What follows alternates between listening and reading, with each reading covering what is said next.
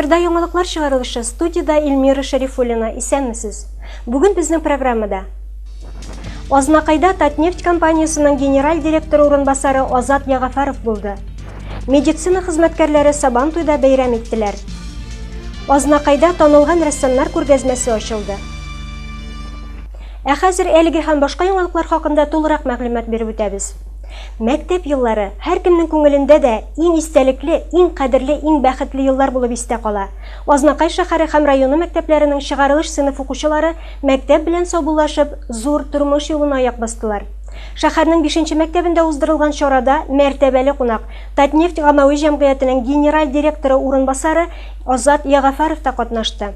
Алдагы сюжетыбыз шул хакта. Туган мәктәп, туган нигез кебек еллар узгач сагындыра ул. Әйе, бераз яман суда, шатлыклы да бәйрәм чыгарылыш кичәсе.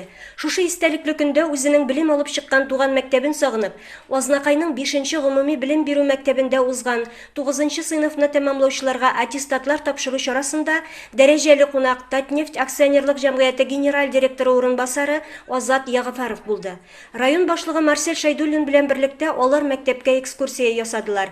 Яшьлек елларын искә алып, Азат Фердинандович үз партасы артында да утырып карады. Фамилиям алфавитның соңгы хәрефенә башланганга, миннән укытучылар бик сорамыйлар иде дип шаяртты кунак, ләкин аттестатта яхшы билгеләр булды дип өстәде. Әлеге очрашуга Азат Ягафаровның укытучысы һәм класс җитәкчесе Ләлә Нуретдинова да килгән иде. Мин Азат Ягафаровның класс җитәкчесе. Без бүген аның белән истәлекләрне яңарттык. Азат Фердинандович илебезнең икътисады, сәясәте өчен күп көч куя торган зур шәхес. Быел ул дәүләт думасына сайлана. Алга таба безнең республикабыз өчен дә бик күп эшләр башкарыр дип ышанабыз. Район башлыгы Марсель Шайдуллин барлык укучыларны, укытучыларны, әти-әниләрне бүгенге бәйрәм белән тәбрикләп, алга таба уңышлар теләде. Бүгенге чарада катнашуы өчен Азат Ягафаровка зур рәхмәт сүзләрен җиткерде. Соңгы араларда мәктәптә еш булам диде Азат Фердинандович. Килгән саен ниндидер дулкынлану кичерәм дип искәртте. Татнефть хәйрия фонды тарафыннан бүлеккә алып киленгән китаплар әлбәттә мәктәп өчен зур шатлык булды. Китаплар татар телендә Рухият оешмасы тарафыннан тәкъдим ителде. Кызганычка каршы китапларны аз укыйбыз. Хәтеремдә без сыйныфташлар белән ярыша китап укый идек. Китапханәдән алган китапларны алышып укый идек. Ләкин хәзер яшьләр алай түгел. Китапка мәхәббәт уятырга кирәк. Һәркемнең өстәлендә китап булырга тиеш дип уйлыйм мин. Нинди китаплар җитми, Татнефть тарафыннан бу яктан ярдәм булачак. Гомумән, Татнефтьнең социаль политикасы нефть табуга гына түгел, халыкка ярдәм итүгә юнәлтелгән. Азат Фердинандович безнең мәктәпкә һәрчак ярдәм итеп тора. Китаплар белән дә, кабинетларга ремонт ясау мәсьәләсендә дә. Бүген ул шулай ук зур бүләк белән килде. Татар телендә әдәби китаплар алып килде. Гомумән, мәктәпнең уңышлары зур. 9-нчы сыйныфны бер укучы кызыл аттестат белән тәмамлады. 11-нче сыйныфта 7 медалист чыга. Имтиханны 100 балга язган укучыбыз бар. Бүген барыбыз өчен дә зур бәйрәм. Азнакай шәһәренең ачык бассейны бүген чит илләрдәге курортларны хәтерләтә. Улысы кечесе бар халык бассейнга агыла. Татнефть гаммави җәмгыяте генераль директоры урынбасары Азат Ягафаров бассейнга югары бәя бирде. Бу хакта тулырак мәгълүматны алда тапшырабыз. Жылы җәй эзләп чит илләргә йөрисе дә юк бу елны. Ачык чиста һава, жылы кояшлы җәй һәм бассейн. Булар барысы да Азнакайда. Татнефть компаниясе ярдәме белән төзелгән бассейнның мәйданы 4000 квадрат метрны били. Биредә ял итәр өчен бөтен шартлар да бар. Янәшәдә генә волейбол һәм футбол мәйданы. Зурлар өчен аерым, кечкенәләр өчен аерым бассейн, аттракционнар. Шәһәрнең ачык бассейнында Мәскәүдән килгән кунак Татнефть компаниясенең генераль директоры урынбасары Азат Ягафаров та булды. Район җитәкчеләре белән берлектә алар бассейн эшчәнлеген күзәттеләр. Зур булмаган шәһәрдә мондый дәрәҗәдәге бассейн булуына Азат Фердинандович хәйран калды. Татарстанның көньяк-көнчыгыш районнары өчен бу бик зур үрнәк булып тора диде ул. Бүгенгесе түзеп булмаслык эссе һавада халыкның иң яратып йөри торган урынына әверелгән бассейнга төрле регионнардан киләләр. Азнакай ачык бассейны тулы көченә эшли. Дәвам итәбез. Авыл хуҗалыгына терлек азыгы әзерләү дәвам итә. Бүгенге көндә барлыгы 26 мең тонна сенаж, 2 мең тонна печән әзерләнгән. Киләсе атнада урып җыю эшләрен башлыйбыз дип белдерде район җитәкчесе Марсель Шайдуллин. Моның өчен комбайннарны карап әзерләп куярга кирәк дип кисәтте. Агымдагы атнада комбайннарның төзеклеген тикшерү буенча комиссия эшләячәк. Таллыбүләк, Яхшыбай авыллары үзләренең гасырлык юбилейларын бәйрәм иттеләр. Бу хакта алдагы сюжетыбызда тулырак мәгълүмат җиткерәбез. Таллыбүләк авылында зур бәйрәм, Сабан туе, авылның 100 еллыгы һәм аның тарихына багышланган китап тәкъдим ителде. Зур юбилей дата бит, авылның 100 еллыгы һәм без инде кичкенә генә китап чыгарабыз дигән идек, ләкин авыл халкы бик гыйлемле һәм инде дәррәү күтәрелеп, bütün тарихларын язып, моннан чыккан шәхесләрнең язмаларын күтәреп, менә шулай бик матур китап чыкты. Бу китапны без инде туган телләр елында Чит республикада бастырырга булдык. Мари Эл илендә менә шулай итеп без инде бу китапны кулга алып, бердәмлек булсын, бердәмлектә көч һәм киләчәктә дә шундый авылларыбыз китаплары чыгып торсын дигән нияттә калабыз. Район башлыгы Марсель Шайдуллин бәйрәм белән котлап авыл җирлегенә 300 мең сумлык сертификат тапшырды. Бәйрәм котлауларга, бүләкләргә, уеннарга бай булды. Рәхмәт инде хәзер менә әйбәт, барысы да әйбәт. Эштә әйбәт, эшләүчеләр дә әйбәт дигән сыман бергә инде тик ятарга иде генә. Эстрада йолдызлары Гүзәлим һәм Салават Миннеханов халыкка дәртле җырларын бүләк иттеләр.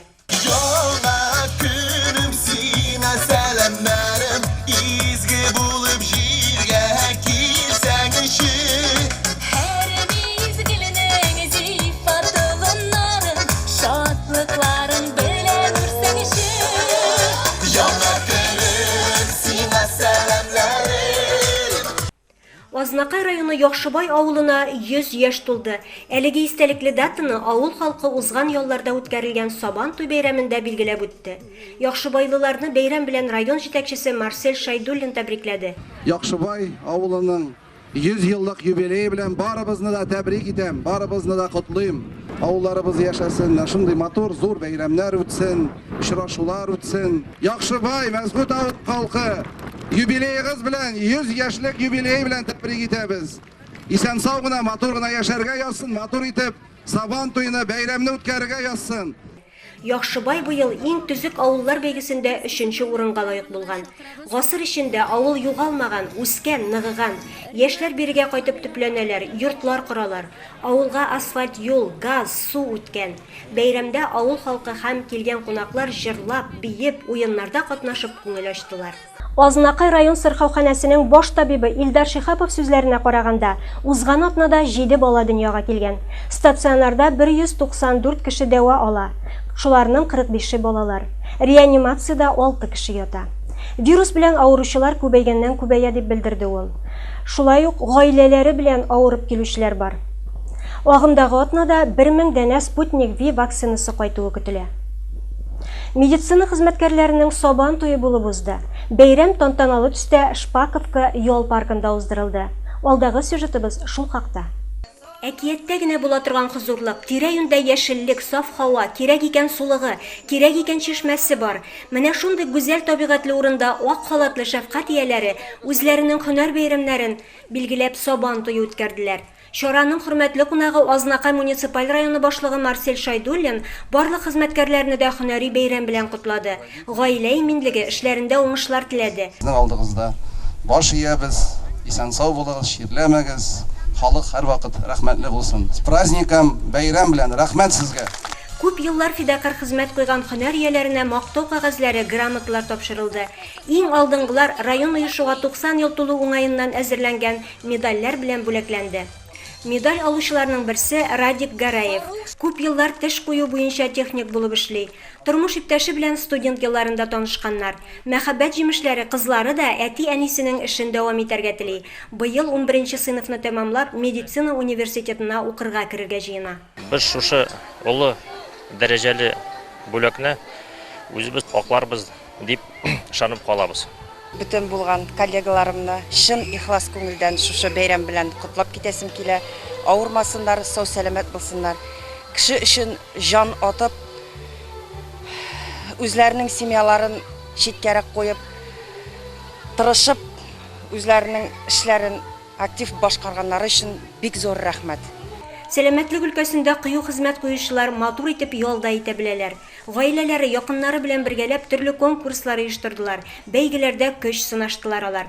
Бәйрәмдә барлыгы 422 кеше катнашты. Ежедневно выполняется. Куйган хезмәтләре өчен коллегаларыма зур рәхмәт сүзләре җиткерәм. Бүгенге бәйрәмгә барысы да гаиләләре белән килгәннәр, кәефләре күтәренке. Авыр чорларны кичердек. Пандемия вакытында барлык хезмәткәрләр дә үз вазифаларын лаеклы башкарып чыкты. Бүгенге көндә коллективта 80% кеше шул исәптән үзем дә вакцина ясаттык. Барыбызга да вакцина ясатырга кирәк. Бу пандемияга каршы торуның бердән-бер чарасы. Һәммәгезгә дә исәнлек, саулык телим. Азнакай җирендә зур бәйрәм, сәнгать бәйрәме булып узды. Биредә беренче тапкыр Татарстанның иң танылган сәнгать эшлеклеләре, рәссамнарның күргәзмәләре оештырылды. Күргәзмәдә туган як табигатен, кешеләрен, борынгы Казан күренешләрен чагылдырган картиналар урын алды. Нефтчиләребез ярдәме белән төзелгән Мохитны өйрәнү музее иҗади бәйрәмгә сәнгатькә гашыйк кешеләрне җыйнады. Сәнгатьнең бердән-бер һәм мәңгелек темасы ул сурәтләү. Рәсәй сәнгать академиясының иҗади остаханәсе рәссамнары картиналарында тормыш бөтен нечкәлеге белән сурәтләнә. Творческая мастерская живописи в Казани была. Казанда иҗади остахана 1977 елда оеша. Биредә сәнгать уку йортын тәмамлаган рәссамнар белем ала. Монда укыган шәхесләр алга таба данлыклы казанышларга ирешәләр. Казан шәһәрендә эшләп килүче остаханәне бүгенге көндә академик, Татарстанның атказанган сәнгать эшлеклесе, Габдулла Тукай исемендәге дәүләт премиясе лауреаты Феринат Халиков җитәкли. Тарихи картиналар остасы, күп жанрлы рәссам Феринат Халиковның шәхси күргәзмәсе Третьяков галереясында урын алган. Рәссамның 20ләп эше Татарстанның зур атлысына кертелгән. Здесь проходит выставка. Биредә мин җитәкли торган сәнгать академиясының иҗади остаханәсе күргәзмәсе ачыла. Безнең остаханә инде 35 ел рәсем сәнгате белән шөгыльләнә. Белем үстерергә төрле өлкәләрдән киләләр. Мәскәүдән, Чебоксардан, Марий Эл республикасыннан да килүчеләр бар. Тантаналы чараны ачу өчен сүз район башкарма комитеты җитәкчесе Айдар Шамсетдиновка бирелде. Татарстанның төрле почмакларыннан килгән кунакларны сәламләп, ул биредә алган тәэсирләре белән уртаклашты. Тантаналы чара мәдәният йорты артистларының матур җырлары белән бизәлеп барды. Бүгенге көндә остаханә профессиональ үсеш үзәге булып тора. Монда шөгыльләнүче рәссамнарның тырыш хезмәте нәтиҗәсендә республикабыз Рәсәй буенча лаеклы урынны били. Маяк газетасы редакциясе язылучылар арасында Азнакай санаториясына юллама уйнатты. Редакция һәр ярты ел сайын газетага язучылар арасында бүләкләр уйната. 30 июнь көнне уздырылган бәйгедә бәхет 18 номерлы катнашучыга Арсеньевага елмайды. Азнакай санаториясының баш табибы Рөстәм Дәүләтшин мондый зур бүләкне инде беренче тапкыр гына бирми. Сүз уңаеннан җитәкченең әтисе үз вакытында Маяк редакциясында баш мөхәррир булып эшләгән. Уенда барлыгы 480 язылучы катнашты. Җиңүчене котлыйбыз. Спорт хәбәрләре. 25-27 июнь көннәрендә Сабада көрәш буенча дөнья чемпионаты булып узды. Ярышта райондашыбыз Илфат Мингалиев дөнья чемпионы булып кайтты. Магданов Айнур 3нче урынга лаек булды. Котлыйбыз. Азнакай политехник коллиятендә чыгарылыш кичәсе зур оешканлык белән узды. Бу хакта тулырак мәгълүматны алдагы сюжетыбызда күрерсез. Тантаналы чарада Азнакай муниципаль районы башлыгы Марсель Шайдуллин да катнашты. Бүгенге көндә эшче һөнәрләргә ихтыяҗ зур. Хәзер иң мөһиме эшкә урнашу диде район җитәкчесе. Эш урыннары бар, аларга бүгенге көндә аларны көтеп торалар оешмаларда. Алар инде практика вакытында да бик күп эшләделәр. Авыл хуҗалыгында менә уборка вакытында, чәчү вакытында 100дән артык үзебезнең балаларыбыз һәр вакыт ярдәм итәләр, эшлиләр, эшкә өйрәнәләр. Шулай инде менә поварларыбыз, сварщикларыбыз, аларга менә бик зур рәхмәт. Монда эшли торган педагогларга, коллективка, укытучыларыбызга бик зур рәхмәт. Һәм инде балаларга уңышлар телисе килә. Эшләсеннәр, тырышсыннар. Барысы да аларның кулларында. Без инде ярдәм итәргә һәр вакыт әзер аларга. 500 студентны үз эченә сыйдырган уку йортына күптән түгел генә ремонт ясалды. Бүгенге көндә тулай торакта төзекләндерү эшләре бара дип искәртеп узды ул. Алга таба район тормышында төрле иҗтимагый чараларда актив катнашучы, югары күрсәткечләргә ирешкән егет һәм кызларга дипломнар һәм акчалата премиялар тапшырылды. Бүләкләнүчеләр арасында рәтип ябыштыру буенча республика күләмендә уздырылган олимпиадада 2нче урынны алган Рамил Шакиров һәм район күләмендә уздырылган сабанчылар ярышында каплатып сөрү буенча иң яхшы сабанчы номинациясендә 3нче урынны яулаган Салават Харисов кебек уңган егетләр дә бар.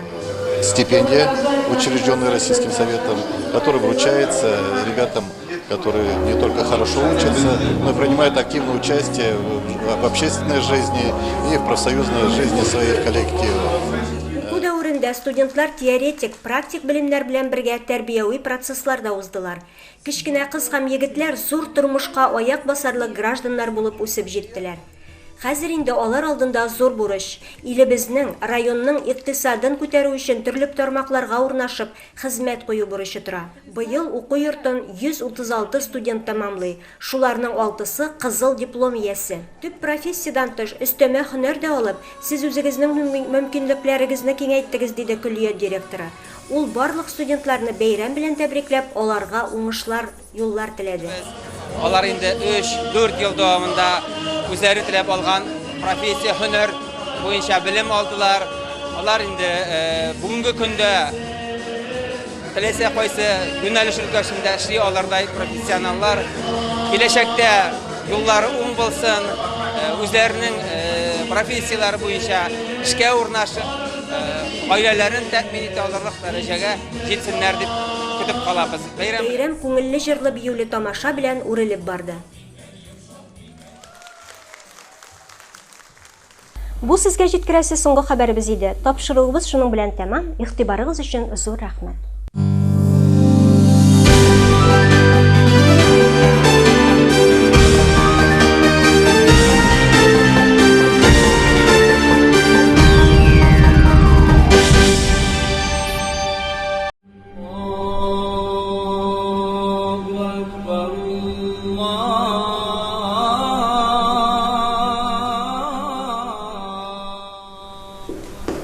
بسم الله الرحمن الرحيم الحمد لله والصلاة والسلام على رسول الله وعلى آله وصحبه أجمعين ومن تبعهم بالإحسان إلى يوم الدين وسلم تسليما كثيرا اللهم صل على محمد وعلى آل محمد كما صليت على إبراهيم وعلى آل إبراهيم إنك حميد مجيد اللهم بارك على محمد وعلى آل محمد كما باركت على إبراهيم وعلى آل إبراهيم إنك حميد مجيد Barcha alamlarni yo'qdan bor qilgan, har doim bizlarni tarbiyalagan, ne'matlantirgan Robbimiz subhanahu va taolaga hamd sana maqtovlarimiz bo'lsin.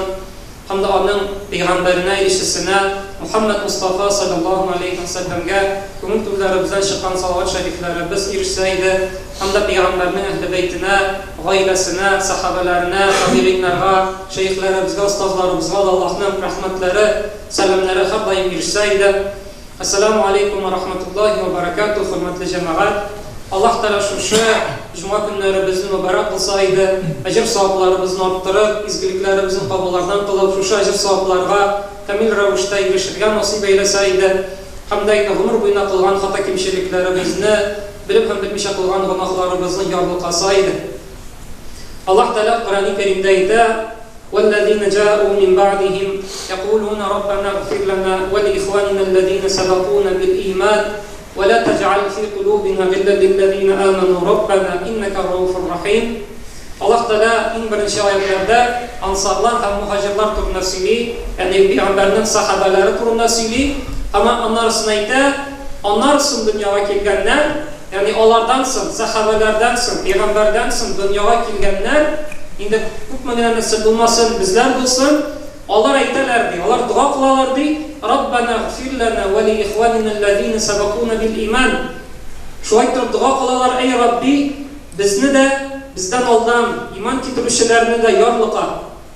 Bizlarni de ham bizga qadar yashagan qardoshlarimizni, esa o'lib ketgan qardoshlarimizni yorliqa, g'affoyla va la taj'al fi qulubina ghillan lil ladina amanu.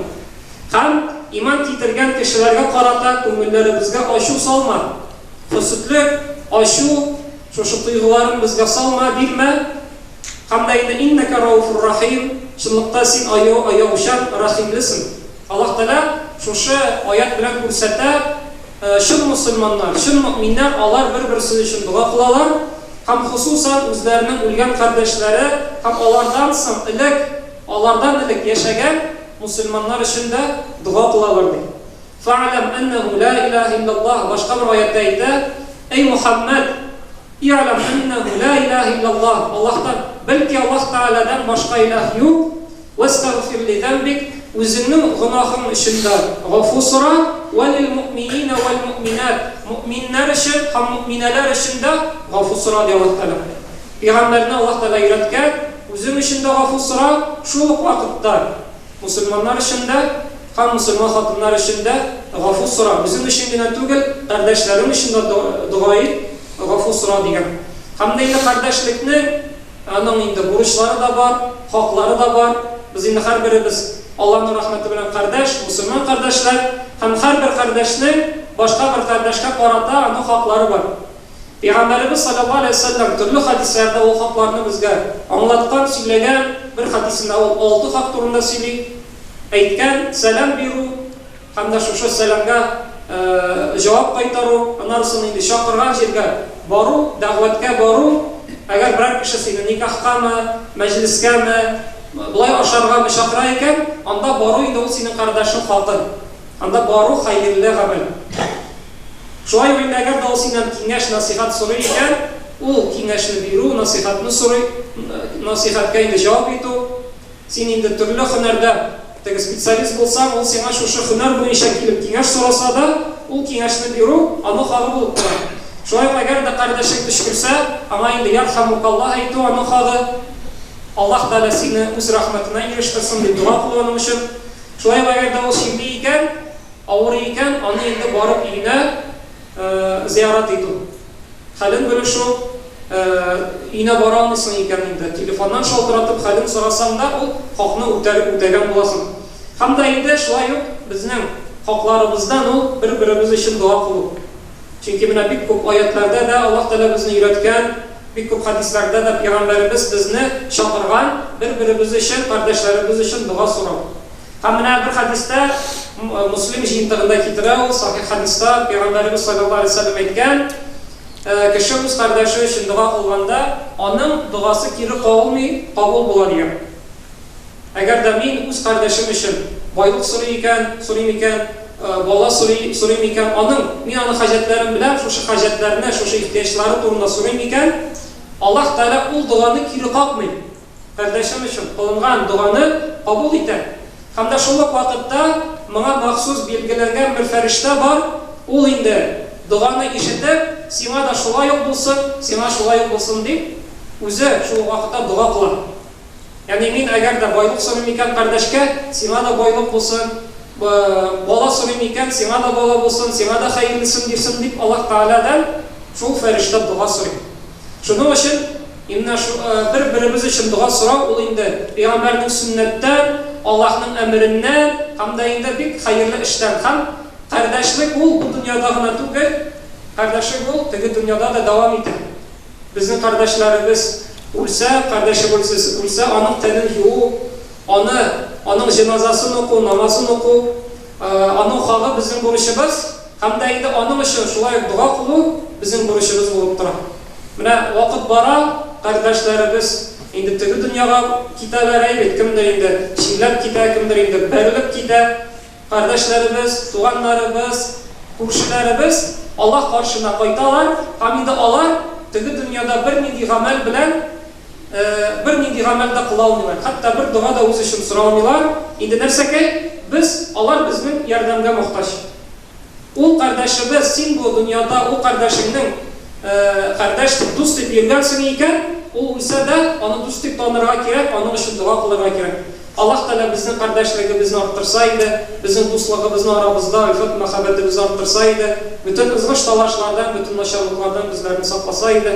أقول ما تسمعون وأستغفر الله لي ولكم سبحانك اللهم وبحمدك نشهد أن لا إله إلا أنت نستغفرك ونتوب إليك والسلام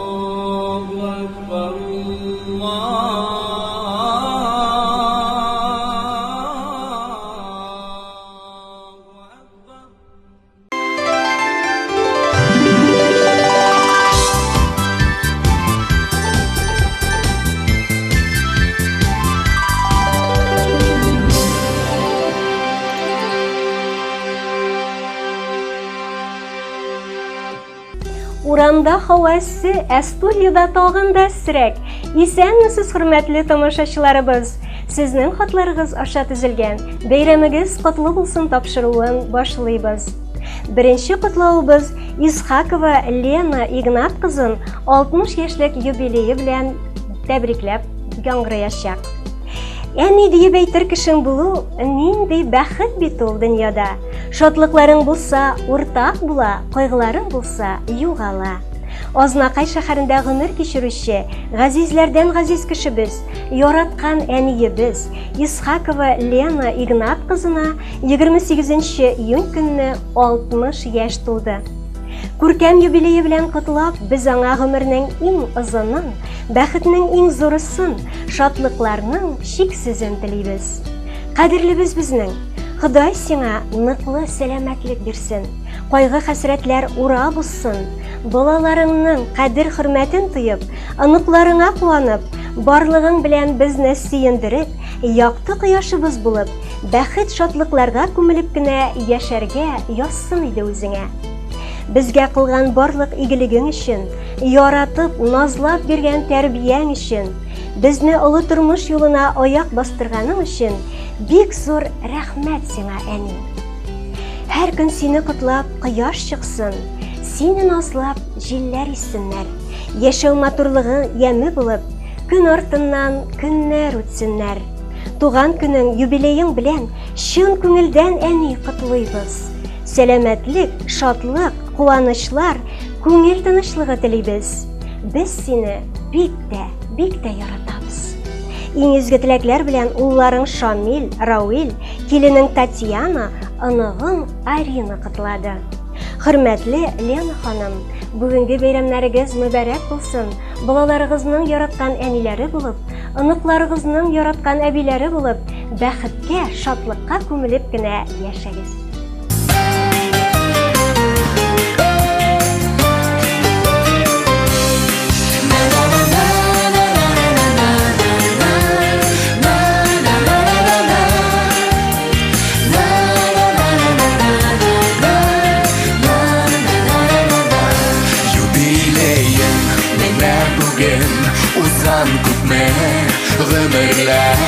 Uzada күпме гомерләр, югалмаган кадерләр, кура җиләкле урманнарың, исеңдә күңелеңдә, бер атлы хатирәләр, яңаралар күңелдә. Теләкләреңнең матурларын атап сиңа юлыбыз, олы хөрмәт хисе белән, әнием сине зурлыйбыз. Теләкләреңнең матурларын атап сиңа юлыбыз, олы хөрмәт хисе белән, әнием сине зурлыйбыз.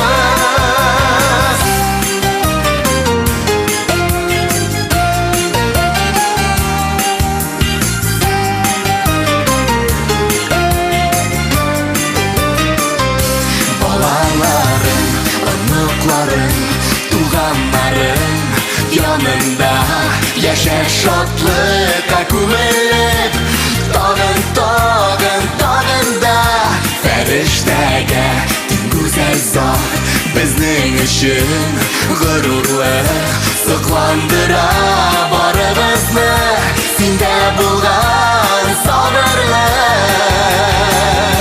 Теләкләреңнең матурларын атап сиңа юлыбыз, олы хөрмәт хисе белән, әнием сине зурлыйбыз. Теләкләреңнең матурларын атап сиңа юлыбыз, олы хөрмәт хисе белән, әнием сине зурлыйбыз.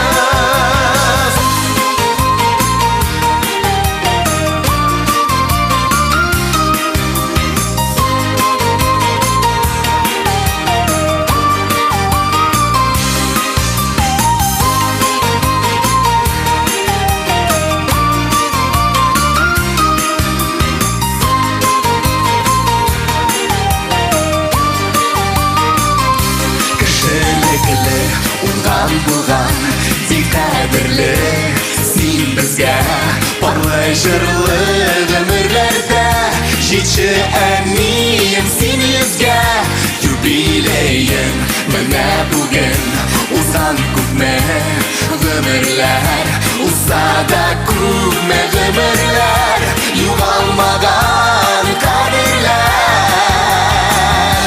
теләкләрнең матурларын атап сиңа юллыйбыз олы хөрмәт хисе белән әнием сине зурлыйбыз теләкләрнең матурларын атап сиңа юллыйбыз олы хөрмәт хисе белән әнием сине зурлыйбыз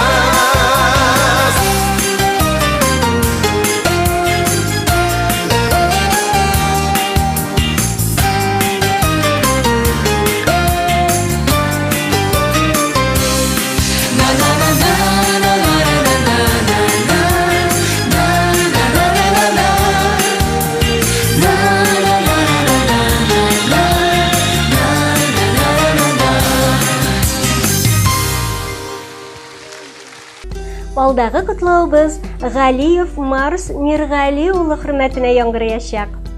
1 июль көнне безнең иң якын кешебез Галиев Марс Миргали улының зур бәйрәме 70 яшь тулды.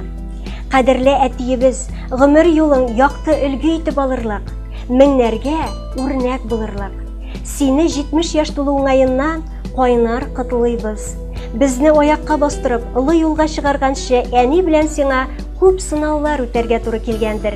Әниебез белән безне кадерләп үстереп, үз юлыбызга аяк басарга булышканың, яратып, сөеп, аталарча кайгыртканың, гаделлеккә өйрәткәнең өчен зур рәхмәт сиңа, әти. Без барыбыз да тормышта үз юлыбызны таптык. Сезнең йөзгә кызыллык китермәскә тырыштык. Син, әти, безнең өчен һәрчак олы җанлы, киң күңелле кеше, таянычыбыз, ышанычыбыз, киңәшчебез, җылы кояшыбыз, рух чишмәбез, яшәү өлгебез. Син тормыш авырлыкларын җиңә килгәнсең, балаларыңа, оныкларыңа сабырлык, изгелек, шәфкатьлелек үрнәге күрсәтеп яшәдең. Һәр вакыт ягымлы, йомшак күңелле генә булып калмыйча, кирәк вакытта кырыс та, таләпчән дә була белдең. Әти, ата-ана һәм туган кадерен белергә өйрәткәнең, туган нигезгә кайтканда кочак җәеп каршы алуың өчен бик зур рәхмәт сиңа. Әти, син балаларыбызга да ягымлы дәү әти. Өебез һәр вакыт ямьле, ризыклы булсын. Балаларыңның, оныкларыңның игелеген күреп, озак гомер итүеңне генә телибез. Алдагы көннәреңдә сау-сәламәт булып, безнең шатлыкларга сөенеп, яшәргә язсын иде. Барысы өчен дә мең рәхмәт сиңа, әти. Сиңа язгы кояш нурларыдай аяз көннәр, иртәләр, исәнлек, саулык, җан тынычлыгы, озын гомер, ак бәхетләр генә телибез.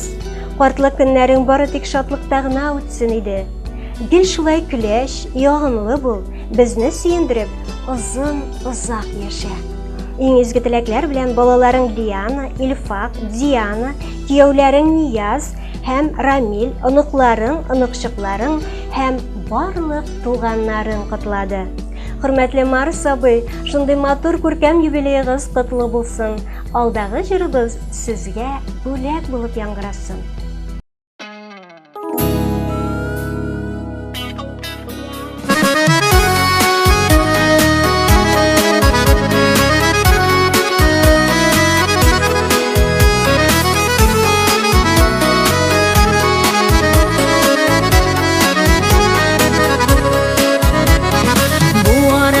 Күңелләрем рәхәтләнеп сөенә, туган якларга кайттым мин әтиемнең өенә.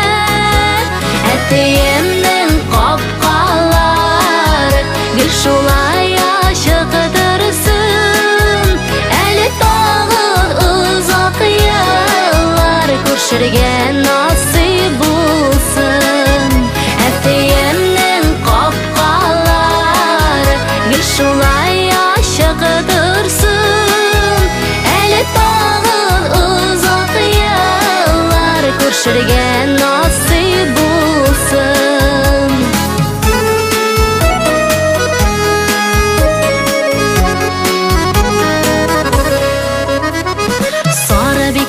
матур төсләре, әтияне хисләре, яшел төсле бизәкләре, тынычлык теләүләре, әтиемнең капкалары гел шулай ачык торсын, әле тагы озак еллар күршергә насыйп булсын.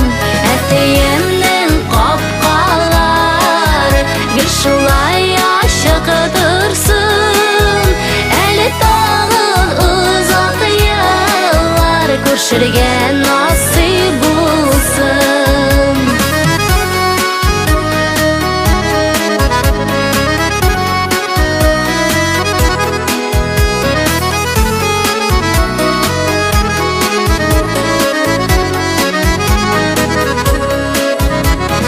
Әтияне каршы ала матур капка төбендә, күңелләребез сөенә алар исәнлегенә.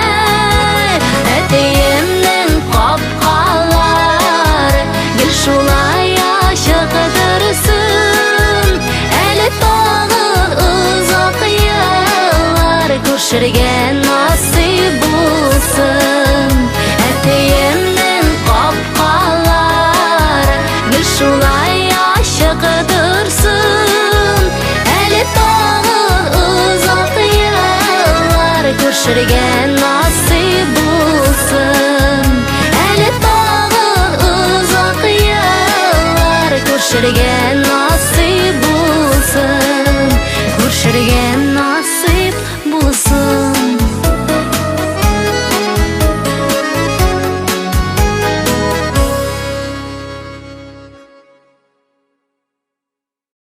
Зәңгәр экраннар каршына котлау тыңларга Ганиуллина Мәймүнә Закир кызын дәшәбез. Кадерле әниебез, әбиебез Ганиуллина Мәймүнә Закир кызына 5 июльдә 80 яшь тула. Кадерле, газиз, сөйкемле газиз әнкәй. Әнкәйебез, без сине барлык балаларың бергә җыелып туган көнең белән котлыйбыз. Әни, син безнең өчен һаман япь-яшь, безнең өчен син дөньяда иң гүзәл, иң изге, иң кадерле зат. Бала чагыбызда без агарткан чәчләрең, битеңдәге җыерчыкларың өчен, борчуларың өчен кичерсәң иде безне. Авыр сүзләр әйткән яки үзебез дә белмичә рәнҗеткән өчен гафу ит безне. Көннәрең шатлык белән үтсен, гомер юлларың озын, кайгы хәсрәт күрми, һаман шулай бергә терәк булып, әти белән бергә сандугачлардай сайрашып яшәсәгез иде, безнең туган йортыбызның яме битсез. Әни, озак яшә, иңнәреңдә шәфкать фәрештәләре сине бер кайчан да ташламасын. Биргән фатихаларың фәрештәләр булып безгә килеп ирешсеннәр иде. Балаларыңның, оныкларыңның хәсрәтен күрмә, алар сиңа куанычлы хәбәрләр генә китерсеннәр, игелекле эшләр генә башкарсыннар иде. Ак бәхетләр юлдаш булсын сиңа, көннәреңне шатлык бизәсен, сәламәтлек үзе бәхет диләр, шунысы бигрәк ташлап китмәсен. Иң изге теләкләр белән балаларың, оныкларың, оныкчыкларың тәбрикләде. Хөрмәтле Мәймүнә апа, тормыш иптәшегез белән пар булып, балаларыгызга, оныкларыгызга сөенеп, гомер көзегездә бәхетле гомер кичергә насыйп булсын.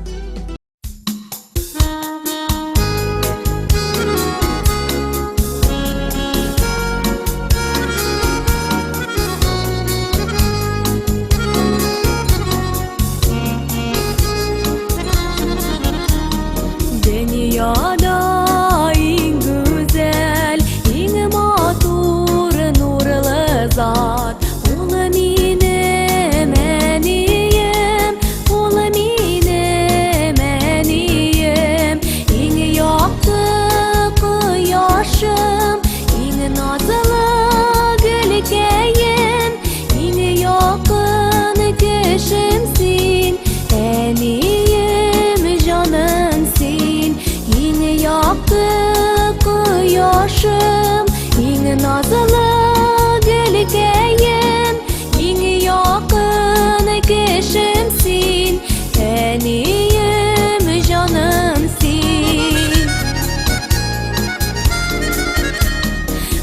Kaderlep üsterdin Canını birepsin Günlerin yoklamay Bäxetli bulsun dip İň yaktı kıyaşım İň nazlı gelkeyim İň yakın kişimsin Eniyim canımsın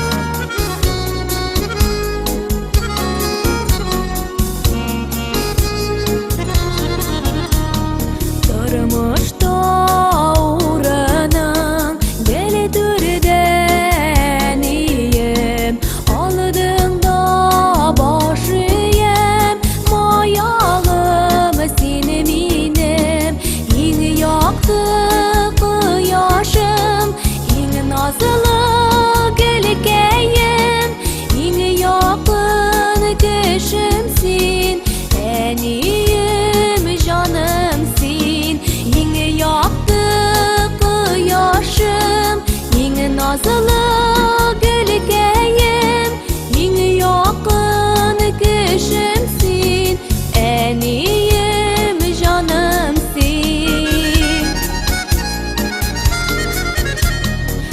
Üsep jittin diyip Mıngayma eniyim Hamanda min senin Şol neni bebiyen İň yaktı kıyaşım İň nazlı gelkeyim İň yakın kişimsin Eniyim canımsın İň yaktı kıyaşım İň nazlı gelkeyim İň yakın kişimsin Eniyim canımsın Eniyim canımsın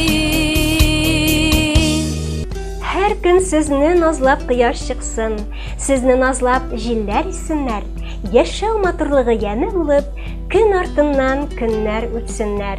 Alдағы өткен günleriniz бәхет, шатлык кына алып килсен, хөрмәтле тамашачыларыбыз. Инде бүген тапшыруыбыз ахырына якынлашты. Уңышлы, матур көннәр теләп сезнең белән саубуллашабыз. Исән-имин булыгыз, үзегезне һәм якыннарыгызны саклагыз.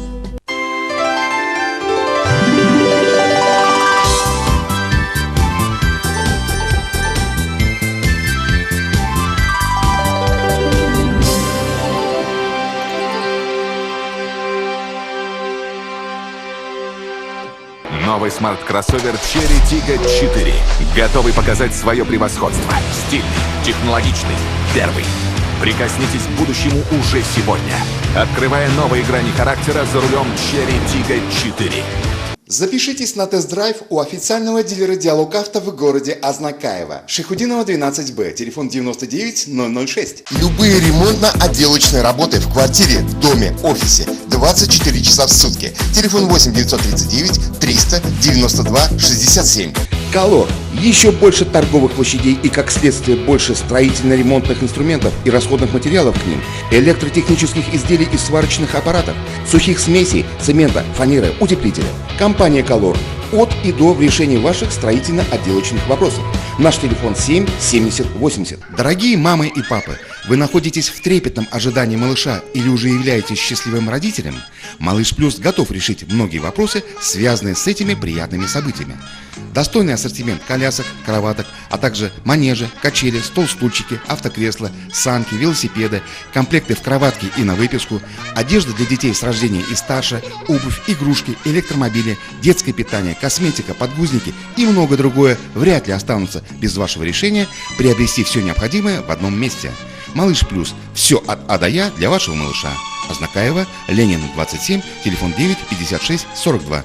Ежедневные рейсы в Альметьевск от пассажирского агентства «Мандарин», генерального транспортного партнера ТНТ Азнакаево. Отправление из Азнакаево в 6, в 6:30, 7, 8, 9, 10, 11, 13, 14, 15, 16, 17 и 18:00 и Замметьевска в 7:30, 8, 9, 10, 11, 12, 13, 14, 15, 16, 17, 18, 19 и 19:30. Остановки: онкологическая больница, ТЦ «Панорама», ДКНФЧ, драмтеатр, главпочтамт, медсанчасть, Макдональдс, Огни, Тихоновка, Мактама. Развозим по городу и осуществляем курьерскую доставку.